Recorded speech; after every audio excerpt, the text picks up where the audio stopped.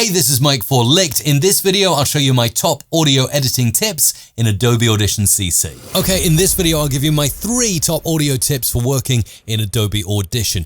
First of all, I have got a podcast track here. In fact, 2 of those podcast tracks, and I want to edit them. Do not work in the waveform view when editing a podcast or any kind of dialogue, because if you select and make a cut, that cut is now permanent. It's saved into your audio file. It's called destructive editing. So I'm going to undo that. I always recommend to do non-destructive editing, and the way you can do that is by switching from waveform view into multi-track view. Clicking that, let's title it podcast. We now have multiple tracks. We can drag in track 1 to be on track 1.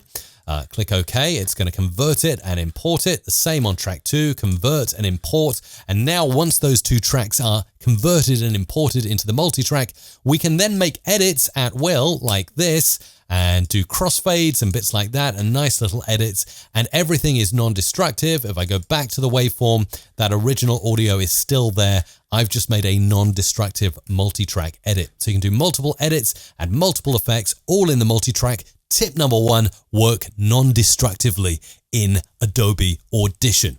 Now I'm going to give you tip number 2, and it is get used to using keyboard shortcuts on your keyboard. Make sure you know all of the shortcuts you want to work with. So a popular one is highlighting, Command or Control C, and then Command Control V to copy paste. That's the first thing you should be doing. I just deleted that. Delete key is your friend on anything you want to delete. Highlight, delete straight away. Command or Control Z or Z to undo as well. All very important. If you want to learn keyboard shortcuts for Adobe Audition, there's a really handy tool in the edit menu called Keyboard Shortcuts. And here you can see highlights of every single shortcut you'll ever need to know.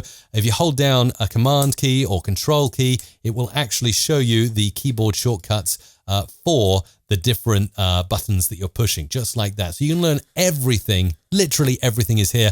And if it's not assigned to a hotkey, you can do it. You can create your own hotkey.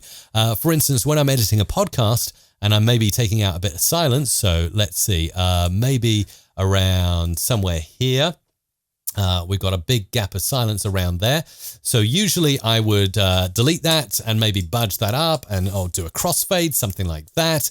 Or simply just delete on one track and then budge up, and it all gets a bit messy. Well, ripple delete is going to be your friend. So you simply select the silence you want to delete, right click, look for ripple delete, and then you want to get the time selection in all tracks, or just remember Shift, Command or Control and delete. So let's use that hotkey. Hotkeys will be your friend. Shift, Command, delete, and wow, it does the budge and everything for me. How cool is that? So we've already covered tip number 1, edit non-destructively in the multi-track. Tip number 2, get used to keyboard shortcuts, especially for ripple delete. And over time, when you're working in Audition, you will get tracks labeled as maybe podcast host, and maybe this track will be podcast guest, and maybe you'll have your own set of effects over here in the effects rack. So you might have a nice little bit of compression that you add to this track. You might also have some of your favorite EQ that you add as well to make the voice sound better, and that's all added in on this track. And then over on the guest track, maybe because the guest is recording in a noisy environment, you've added in some noise reduction, the denoise effect, for instance. And you don't want to every time have to set this all up. For instance, maybe we don't need these tracks, so we can delete the track. Let's do Shift and E for deleting the empty tracks. Boom, now we have a lovely podcast template, but I'd kind of love this by default every time. So tip number 3, templates, templates, templates. Do it all the time, particularly if you're doing repetitive tasks such as editing a podcast or mixing music, creating jingles, whatever it is.